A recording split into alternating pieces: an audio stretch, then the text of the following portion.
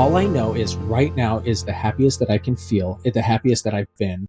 I enjoy what I do. I love going to work. I love doing ultrasound scans. I love talking to patients now. I'm happy now, right? I'm excited now every day for what I do, not just for me, but for the patients and for what I can provide. I've learned that it's okay to have a 180-degree turn. It's okay to take where you're at and learn something new. It's okay that if something's not making you happy in your current state, is that you can move on. And there's a million other resources and paths that you can take.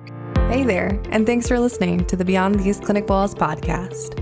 I'm your host, Julia, a PT turned product professional, joined by my delightful partner in crime co-hosts, Emma. This is my tribe. This is how I think. And Emily. That is the best getting into PT story I've ever heard. Founders of the Clinician Transition. Each episode, we interview former rehab professionals who have leveraged their clinical skills into non-traditional roles. I invite you to come hear the journeys, follow the career paths, and learn about the opportunities beyond these clinic walls.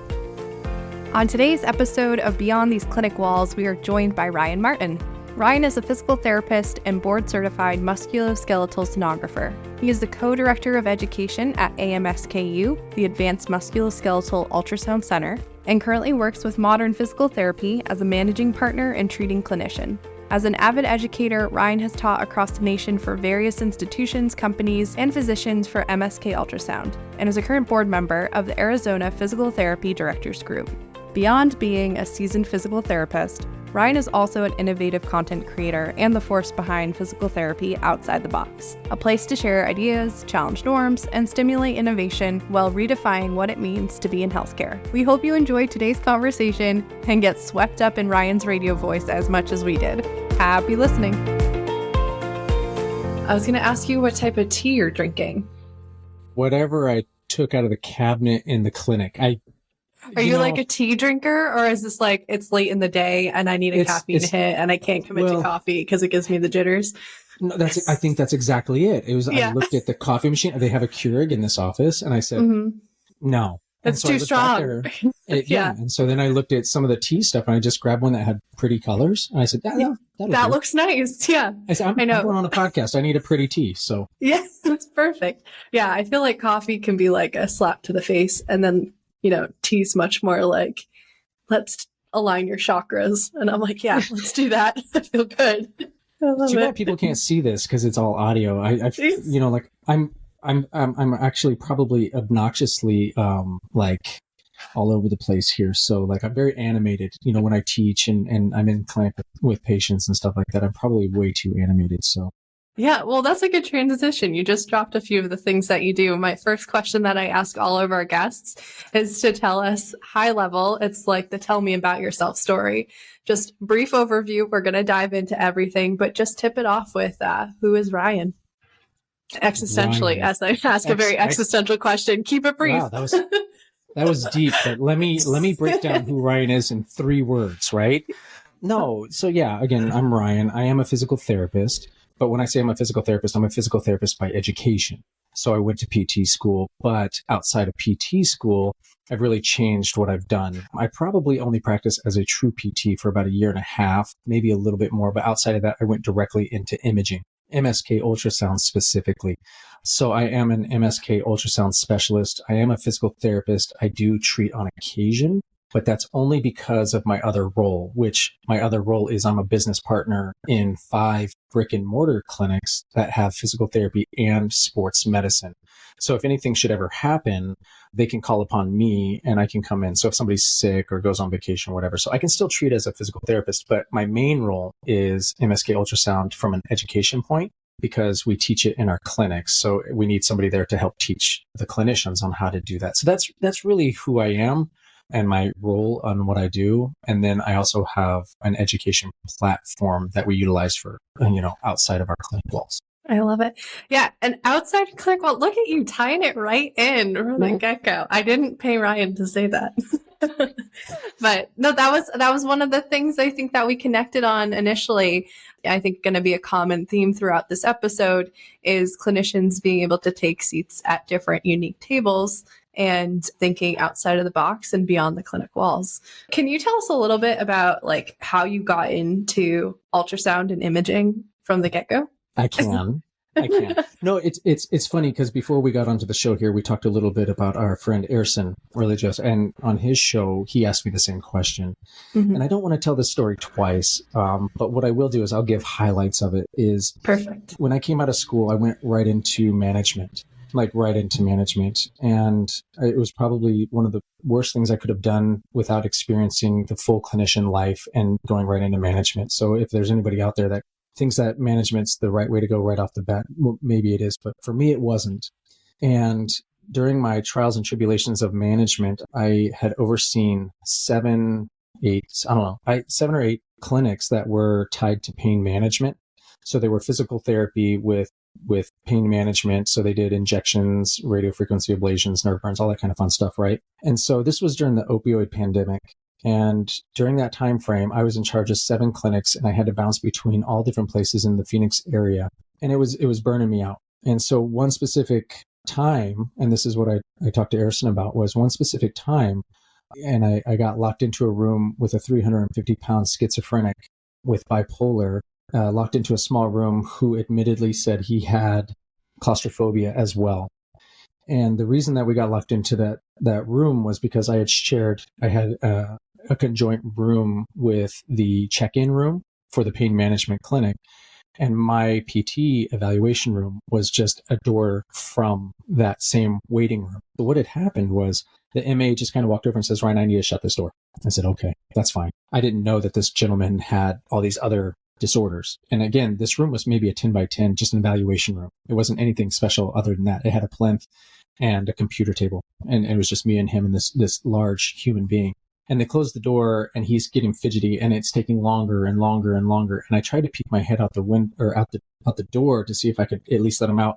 And it was barricaded and blocked by paramedics. And so long story short is what happened is somebody in the waiting room waiting to go see a pain management doctor had overdosed in the waiting room and had passed out in front of the door to where I was. And the MA was trying to take care of him while the paramedics came, but had to barricade me into this room. And so I was probably in there for a total of 45 minutes while they tried to bring this person back. I don't know the overall result of what happened to that person, but I do know that I got out of there safely. Hence, I'm here today.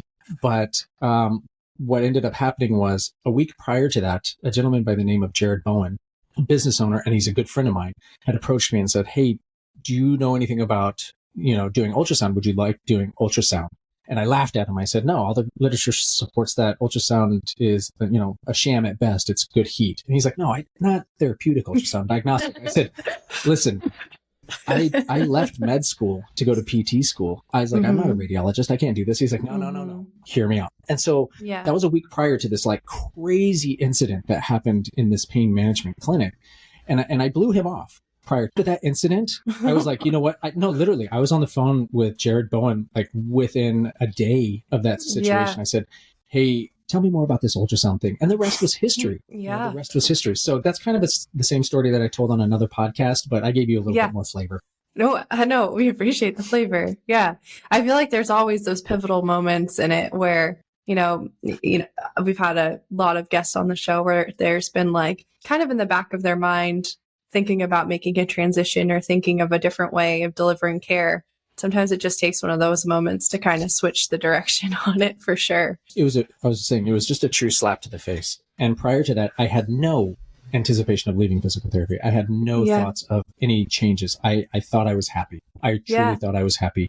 But that put so many other things into perspective. Like in retrospect, from that moment, I started thinking back to how many other moments I was like, hey, this doesn't fit for me. It doesn't fit. So were there any of those other moments that bubbled up that kind of all seemed to fall in place in that time? I mean, when you work in pain management, especially during the opioid crisis, and your job is to rehab people that don't want to be there. And again, I'm not trying to slight on the pain management industry, but we know at the opioid crisis time frame, there were some, pain seekers. And so a lot of the people that came into my door, they wanted nothing to do with me. Yeah. So it was just tough. And so there was just a culmination, like this everything just built up. And then there was that proverbial, straw that camel's back, and that was finally the one that I said, all right, I'm going to call this guy. And it just happened. It was just beautiful timing that I had talked to this person beforehand and had an opportunity, and I completely blew him off. In fact, I laughed at him, but I'm kind of glad that situation happened, because, had it not happened, I don't know where I would be today. And I don't know if we'd be having this talk, right? Absolutely. So you went from getting approached on this ultrasound to be like, no way, to then being like, hey, I'm curious. And then there's probably another step that was buy-in and being like, yeah, this is what I want to do. How did you get from curious to buy-in? That phone call. That's really what it was. So what happened was the phone call went a little something like this. Hey, Jared, remember that thing you talked about, ultrasound thing? Yes, Ryan. What about it? Can we talk more? Oh, yeah. Meet me in the clinic next week, whatever time. Okay. And he brought another gentleman with him, a gentleman by the name of Wayne Smith. Wayne Smith is a pioneer in MSK ultrasound, and I can't thank him enough for everything he's done for me and for the industry. He brought Wayne Smith with him. He had gone to the Andrews Institute, which is one of the most world-renowned sports medicine facilities, that we can think of. When people come from there, we know, okay, they've gotten a great education of good. Yeah. And so Wayne Smith had essentially developed the MSK ultrasound program for Andrews Institute. And so he was the one that put all the literature together. So if you look back in the archives of all the history into MSK ultrasound, there's a lot of Smith et al. Or W. Smith, so on and so forth. He brought Wayne with him to this meeting, and they just kind of showed me a little bit about what it was and how it can be utilized in a clinic. And to be honest with you, it blew my mind. And I thought to myself, how can PTs do this? And then the more that I've done it, I figured, why aren't more PTs doing this? It's in our scope of practice. It's in our purview. It's something that makes us better clinicians. And more importantly, who better to do it, right? I mean, we know the literature. We've seen the literature based on who knows the musculoskeletal system, who knows the special testing, who knows all this kind of stuff, right? The biomechanics, you look at orthopods, okay, right, sure, they're on top and they should be, but do they have the time or the patience or the inclination to sit and do a scan? They have other things to do, like surgery and things like that, right? Those other things. Yeah. That they got stuff, right? But PTs, we get a chance to sit down with the patients for a different allotted amount of time. We have a different relationship with patients, and we get to see them more often, right? Yeah. And then so we get to see them on more of a personal level, and we have the time and we have the knowledge to do MSK ultrasound. So why wouldn't we put that into our purview? Why wouldn't we put that into our toolbox of learning and diagnostics? So that's really what it was. It was that was that moment of interest to I bought in, like not just bought in, like I put a mortgage on my house to do it, right? No, but I mean, like I was so bought in. I thought, like, this is it. There is a funny story behind how I got into it, but you're giving me that look like I should tell it. No, my wife wasn't bought in. But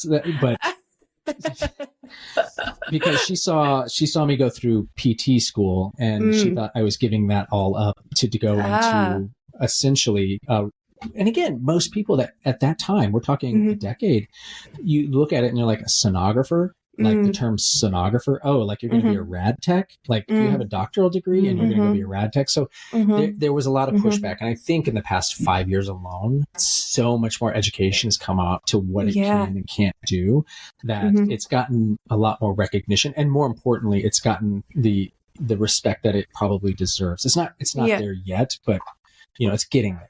Yeah, that's an interesting perspective on it, where it was like, we're giving up PT to do this thing, but it almost seems like you used PT as a foundation to evolve, to add this another skill to your toolbox and be just that much of a stronger clinician. So we backtrack 15 years. Yeah. I got my first degree, 20 something years. Okay. Psychology. Was that one? Yeah. So I got my first degree in psychology, and I had also gone to school for religion. So you put those together, and my potential jobs weren't really just bounding at that point. So I went back to school for biochemistry, a pre-med, with full intention to going into medical school. So I had worked at an orthopedic clinic as a scribe, and I had, essentially followed through almost every surgery you can think of. And I fell in love with it. And I was teaching anatomy at the time. I was like, med school all the way, 100%. And one day in surgery, one of the surgeons told me, he said, if I had to do this all over again, I'd go to physical therapy. And again, kind of like what Jared Bowen had said about AMSKU ultrasound, I had laughed. I said, why physical therapy? I'm going to be a medical doctor, right? Whatever. Yeah. And he sent me over to the rehab facility. And I met the director over there, and I started working there part-time, and I fell in love with it. The whole time I had thought med school, I was thinking radiology, which is really interesting in hindsight. When you look at it, it was because I was thinking radiology, and then I switched over to physical therapy, but then I ended up going back to radiology, or at least, radiological studies. So it's kind of interesting how it all kind of revolved and came back around to itself. I'm curious why you were thinking, so my current product that I work in right now is the diagnostic suite, but we're radiology software. And I'm curious why radiology was on your spectrum and on your radar. Funny you said spectrum. It's because growing up, I wasn't necessarily as social as I am now. That's what I was going to say. You don't seem like you want to sit in a dark cave all day. And it seems like you've struck the perfect balance now. I guess I've blossomed, but I didn't really want to spend a lot of time in the public doing treatment. And so I thought radiology was really the go-to thing to do for me. But again, I had placed myself in an orthopedic clinic and watched orthopedic surgeries, which was no real help. All I did with the radiology department at that point was I would read their reports and go talk to them and go back and forth. Right. But at that time, I thought radiology was really the thing for me. I thought, hey, I get to sit and not be bothered, and nobody's going to talk to me. I get a dungeon, quiet time. I can watch ESPN on this screen. I can do scans on this side and read on this side. Right. But no, I went to PT, and then PT scared the garbage out of me, and apparently I went back to radiology. But I don't get to sit in a dark room. I don't get to sit in a dark room. In fact, I talk to more people now than I probably have as a clinician, because I have to meet and greet different patients from the medical side, from the PT side. It's a whole different story. So I didn't get my peace and quiet. Also curious, the surgeon that you're talking to, did they give a reason why they wanted to do PT? Why, if they had to do it again? Yes. Yeah. This is back in pager days. Yeah. Okay, so do the math.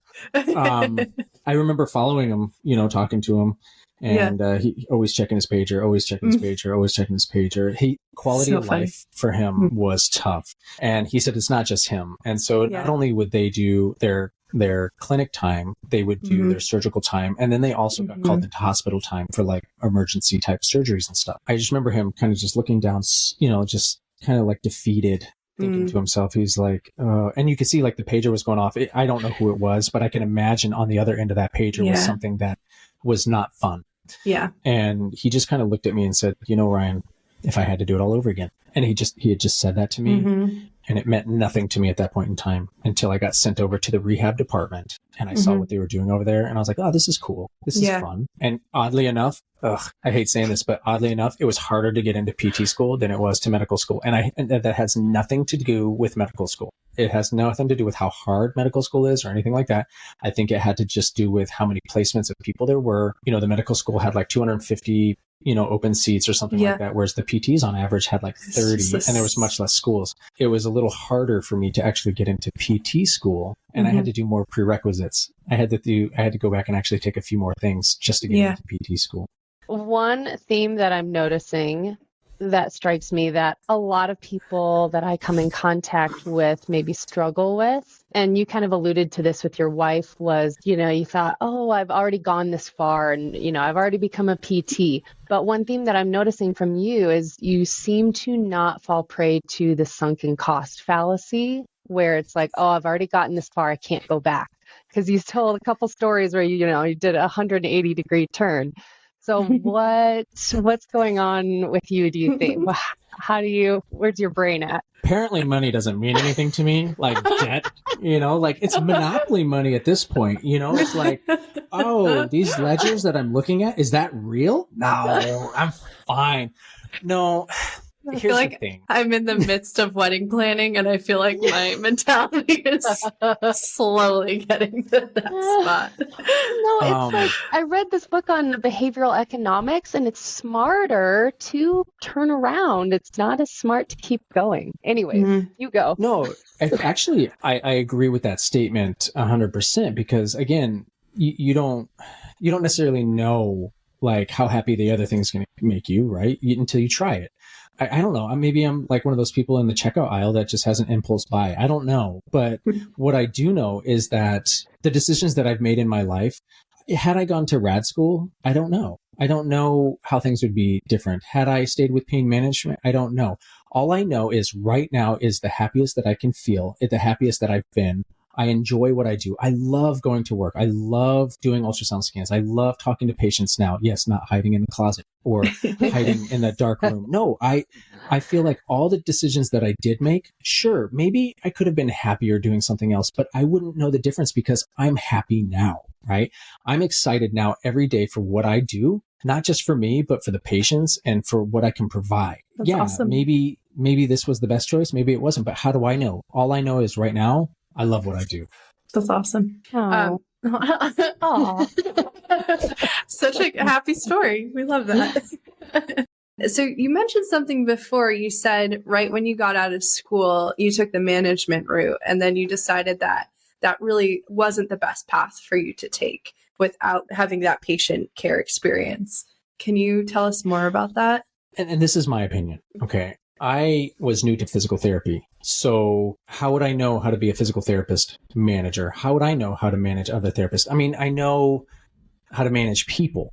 Okay, I get that part. But there's both the healthcare and the management part that you have to master, in my opinion. Okay. I think that new grads coming out and being administrators or managers, I mean, if they can do it, that's great. But for me personally, I didn't even have a grasp on what a PT did. Okay. No offense to my education. I loved my education, but when you come out of school, you need a mentor. You need something. You need more guidance. And to come out and say, all right, not only am I a physical therapist, I'm going to be on the treatment center. I'm going to be on the treatment floor, but I'm also going to manage other therapists that are on the treatment floor that might have questions based on experience or based on whatever. No idea. Yeah. No idea. So for me, it was, I just didn't have enough knowledge or experience to be in that role. And then when I got into the 7 clinics of pain management, probably not the best thing for me. I learned a lot. I mean, I learned a ton of life experiences, not just healthcare experiences, but life experiences because of the role that I took on. But if I had to do it all over again, maybe I would have just tried being a therapist and see how it went, you know, spend the 9 to 5 with 20 hours of notes after work to see how it went. No, I'm just kidding. I can't think of it. I think we should tell the audience a little bit of transparency here is yes, I am outside the clinic. I don't really treat much, but today I happen to be in a clinic because I got called in to cover somebody. So I'm actually in the just clinic for the walls. Irony. You went for the Just long, for the irony. the joke. I figured it wasn't funny unless I was in the clinic walls talking about outside the clinic walls. So, but anyway, you said that some of these conversations digress. I'm sorry. Yeah. It's probably my fault. We get the best little nuggets of information from some of the bunny trails we go down. So I appreciate it. And you stole my last question. I was going to wrap it up with if you had to do it again, what would you do if you had to do it over again? Taking that other, maybe not my last question. I have more questions for you, but if I had to do it all over again. Yeah. Oh, I'm going to throw another curveball at you. Yeah. So I told you after psychology and Baker. Yeah. Oh, no. Let's see if you can hit this curveball. Okay. So after psychology and religion, I went to biochemistry. Mm-hmm. Well, University of Nevada, Reno, one of the chemistry professors talked a little bit about like culinary chemistry. Right. And you guys are going to be like, what are you talking about? Right. So they talked about culinary chemistry and it was so enthralling. It was so interesting, because 1, I like to eat, and 2, I love chemistry. So like, you want to talk about buy-in. And so anyway, so during this course, I had learned, about like culinary arts and some chemistry behind it. And I thought to myself, I didn't know cooking had chemistry. Well, cooking is chemistry. And I fell in love with it. And I remember one time, and again, my whole goal at this point was applying to med school, right? And I remember talking to my mother, and I said, yeah, so you can tell where this is going. I remember I was like a 22-year-old knucklehead, right? I had already gone through one degree of a private school, so Catholic private school. So you can imagine the debt's already like surmounted way over my head. And I'm already in another school doing another degree, telling my mother that I'm going to med school to make her proud to be a doctor. And I come to her one time over a bowl of stroganoff, and I say, Mom, I'm thinking, I learned in school today that there's over 1,000 enzymatic reactions in coffee when you roast it. I'm thinking I want to go to culinary art school. And my mom, bless her heart, she looked at me and said, probably pretty profound words, you can always have a hobby cooking. And then mom. Yeah, so the next day I finished my application to med school, and I never went back to culinary arts. Your question was, if I had it to do all over again, I would have pursued culinary arts. I enjoy cooking. I love the chemistry. I think like I would have one heck of a cooking show. I want to know, I wrote this question down. How do you envision the future of physical therapy evolving in terms of innovation and thinking outside of traditional boundaries? We've kind of touched on all of that. Yeah, no, that's package it a up. Powerful question. No, that's a powerful question, and it goes outside of just my scope and MSK ultrasound and imaging and things like that. The innovation, technology, things are changing rapidly. Scopes, practice acts, what we're fighting for on Capitol Hill, all of that stuff is changing rapidly, and I love being on the forefront of all of this. I think we see PTs evolving, and just so you know, last night alone, I taught a course for Redefine Health, and it was I saw that. Yeah, and again, it was based on all this kind of stuff. It comes down to that primary care physical therapist. Now, we're always going to have physical therapy that does your standards, outpatient clinic, inpatient clinic, acute care, whatever. But you're going to have this almost subsection of PTs that are these primary care super specialists. You know what I mean? They're going to be the ones that have diagnostic imaging in their tool belt. They're going to have the ones that have all the, SCS, OCS, NCS, whatever. They're going to have this plus imaging plus, to me, the future is going to have this almost subsection of like super PTs. Yeah. And I was talking to somebody about this recently, and I see it happening, and I see this as like your preferred source for your musculoskeletal pathologies. Yeah. Do I see it in a like standard PPO, private insurance, Medicare type of practice? I don't. And again, I'm not going to stand on a soapbox or anything like that, but I see more of a cash pay model coming forward. I see a concierge VIP model, super PTs coming out and really taking the stage and actually owning the social media platforms and making a change. So that's kind of where I see it. Do I see that MSK ultrasound and our imaging rights is going to make a huge impact on all that? Yeah, but I think it's only just the tip of the iceberg. I truly believe that the wave of the future is going to really produce this next level clinician, the ones that are like, this is what I do, and these are the people I see because I am qualified. I am the one, this group. So I see that coming. What do you think some of the barriers are of us getting to that point? Legislation, other, like, let's be honest, like, let's talk about other practitioners. Let's talk about other, forms like sports medicine physicians, orthopedics, radiology, acupuncture, chiropractic. I'm not saying I'm against any of them. I don't know. For me, and in my day-to-day business, I work collectively and in tandem with each of them. For sure. But the Venn diagram we're figuring it out. Right. But in the grand scheme of things, PTs in this super PT primary care diagnostic imaging role could be seen as an issue, right? Yeah. That plus legislation, how many states allow us to do certain things, how many states don't allow us to do things. So we have to fight for ourselves. Yeah. So there's some big barriers and hurdles that we have here. But again, I don't think that they're so big that we can't overcome that. I would add that you touched on it, of us educating and, collaborating with our colleagues of medical adjacent fields, but then also our patients and the general public of what we're equipped to do and what we can do. And you touched on social media. And I think leveraging different outlets for how we can bring that education in different forums and mediums to different populations is huge. We have to start advocating in those creative ways.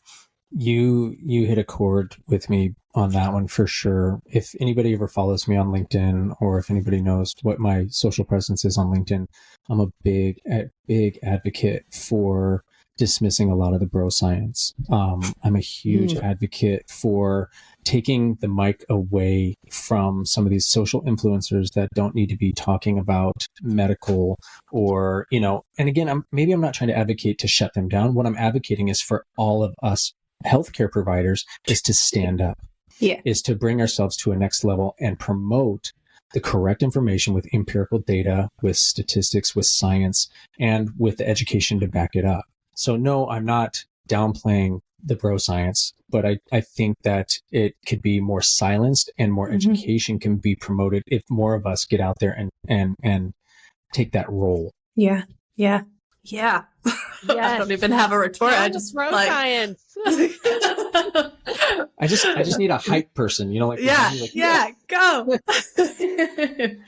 I've interacted with you some on LinkedIn and just how good you are on social media. And if you have tips or any advice on how to be really consistent with your social media or anything like that. Yeah. Social media was one of those things that just kind of fell onto me. I had never thought about doing social media in my life. And a while back, I got LinkedIn just as a resume builder, just kind of put some things together. And I just started posting a couple things here and there. And then within the past, year or so, I started getting more consistent. And with that consistency and that honesty that I bring, because I am who I am, and you can see that in my LinkedIn posts. I don't try and fake anything. And I have that consistency that I like to give shout outs to other people. I like to show empirical data that makes sense. I think if you're consistent and you have something honest to talk about, people are going to listen. Now, you don't have to appease everybody out there. There's going to be people who don't like what you say, but as long as you're honest about what you're talking about and you truly believe in it, that's all I do. I have an amazing wife that shows me how to use Canva and other tools. Yeah. She's way smarter than me. And yes, she does roll her eyes at me a lot, but I'll show her some of the posts. I was like, what do you think of this? And she'll roll her eyes and she's like, seriously, you're going to say that? And I'm like, yeah. Okay, cool. Here's the other option. Yeah. All right. So that was plan A. That was a joke. I just wanted to see what she would say. No, we're not doing that. Throw that out. But seriously, she showed me how to do a couple things on posting and stuff like that. And all I can say is find what you love talking about and be consistent. And when people start replying to you, make sure you talk back to them, engage. It's social media. And by the mega term of social is you can't just sit there and say, I want to see how many thumbs I get. No, you gotta go back and say hi and say thank you and find out why, get inquisitive. And again, when people write things that, go against what I'm saying, I ask them why, hey, show me why you want to say that. Let's talk about it. Let's have a discussion on it. Let's have a discussion. Chat. I like that. And there's a lot of people out there, that have big social names that we will go back and forth. And I have no problem with that, obviously. I have nothing to lose. I mean, realistically, I don't have anything to lose. I'm looking for my next 180, really. Yeah. Kick me off social media. I'm excited for your next 180. I am too. For show and tell, we're going to kind of run through if someone's interested in getting into MSK ultrasound. In between patients, I wrote something perfect on Canva because my wife showed me how, and I couldn't have done it again. Enough shout outs for my wife, but I couldn't have done it without her. But anyway, I wrote something this morning in between patients. I called it the 5 steps to starting MSK ultrasound. So the 5 steps, the Ryan's 5-step program. No, I love it. the 5 steps that I have here. Number 1 is research the modality. Research what it is. Understand what the time and the cost commitment really is. Understand that it's not a weekend course. It's not something that you're going to get proficient at, by learning through, just online learning. And we'll go into a little bit of that more. Understand the cost of what you're getting yourself into, whether it's from an education point of view, whether it's from a machinery point of view, whether it's, whatever it may be. The first thing you need to do is understand what it is. You have to understand what this modality and diagnostic imaging capability is before you say, yeah, that's what I want to do, because it's not a trend. Okay. Trends come and go. This is going to be a complete game changer for our community. Number 2 is determine your current legislation and practice act. It'd be nice for everybody to say, hey, I'm just going to do MSK ultrasound. But if your state doesn't allow it for whatever reason, then it's a waste of your time if you plan on living where you live. So if you're planning on packing up and going to another state and this is what you want to do, fine. But you need to determine your current legislation and practice act before you move any further. Otherwise, it's not going to help you out. Number 3, research the machines and equipment that's out there.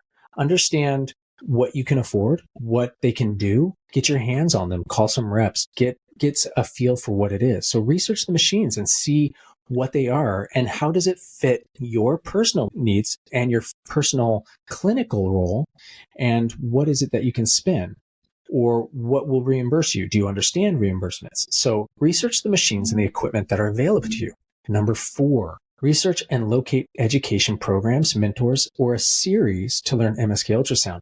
This really alludes to what you were talking about before, is having a mentor or having a path. Without having a path, where are you going, right? Without having a path, you wander aimlessly, right? And so having a mentor, or at least knowing who to talk to about which direction to go, is super important. And so throughout the whole entire education portion that you're learning MSK ultrasound, having somebody to kind of back up some ideas with you is super, super important. Number 5, evaluate the current community needs for MSK ultrasound. You may not have a community that needs it. Now, I'm obviously biased and they say every community needs it, but look around at your local doctors and practitioners and see who's doing MSK ultrasound. See what their knowledge base is in your local community. Will it affect your current referrals? Is it going to scare off your referral? Is it going to amplify your referrals? Is it going to increase your opportunities in the community? See, these are kind of things that you need to kind of look out for before you even get started on that road. And then determine if your work will be accepting of the idea, unless you have your own company, right? So if you're going to go barking down this avenue, and I've talked to a lot of people about this, yeah, I'm really interested. I say, well, who do you work for? Well, insert box company here, right? Well, do they want you doing this? Well, I don't know. Okay, well, listen, I would love to teach you all this, and I have no problem taking your money. But at the end of the day, I'm sorry, but at the end of the day, I have to have an ethical compass that says you're going to learn all this and not be able to use it because your box store, your box company doesn't believe in it because they're not educated enough to understand the benefits, or they're too scared of their payers, or they're too scared of their referral sources. Whatever, insert obligatory fearful moment is, why can you not practice this in your clinic? So if you're not ready to move forward to your own clinic or to a clinic that's accepting this, you're barking up the wrong tree. So those are my 5, but I put a bonus. Wait, there's more. So the bonus one was decide if, well, here's the reason I put a bonus, because I already wrote 5 at the beginning and I had a 6th idea and I was like, like bonus. I didn't want to change my title page. So anyway, so your bonus is decide if the RMSK certification is the ultimate goal for you. And is that the path that you want to implement into your MSK ultrasound into your practice? And I think it's safe to at least explain to some of the people that don't know what the RMSK certification. The RMSK certification is a physician-centric, meaning it was designed by physicians for physicians at the time, for a specialty in MSK ultrasound. So the level is very, very high for education, learning, knowledge. But at this current state is, do you need an RMSK certification to do ultrasound? Right now, there's no legislation to dictate whether or not you do or not. So the bonus here is decide, is that my final path, or how am I going to use this into my practice? right?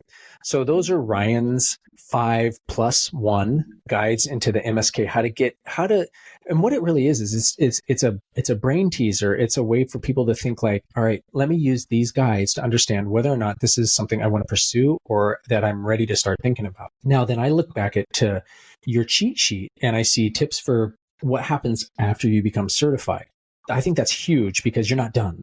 Like, you're not done with mastering the skill set after you get your MSK. That just means you have the most basic fundamental principles to practice at, that level. Yeah. But it's a lifelong tool. It's a lifelong skill set. And so how do you continue paths towards mastery? Well, again, it's finding people in your same community, the other people who have become amazing at this. Surround yourself and engulf yourself in people that really know this, and learn from them. I've learned that it's okay to have a 180-degree turn. It's okay to take where you're at and learn something new. It's okay that if something's not making you happy in your current state, is that you can move on. And there's a million other resources and paths that you can take.